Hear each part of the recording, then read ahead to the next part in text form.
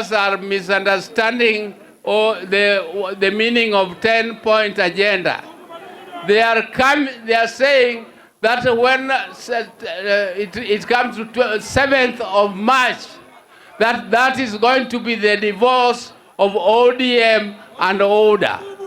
I'm telling them that that will not happen, and it is to them.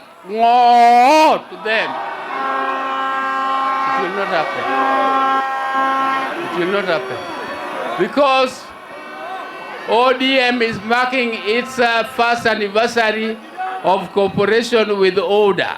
Ule mtu ambaye anakuja kusema ati broad-based government inaisha 7th of March this year, hiyo si ukweli.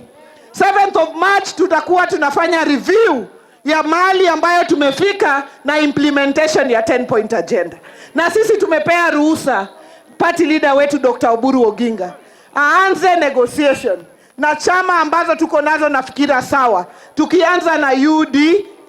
Na tumesema vizuri ya kwamba tunataka power. 2027 sisi hatusindikizi mtu kwa harusi. Tunataka vitu viwekwe kwa meza. Tunataka tupate MCS wengi, wabunge wengi, senators wengi, governors wengi, na deputy president pia inakuja ODM. Wapende wasipende. Wangapi wanakubaliana na mimi? Nione kwa mkono.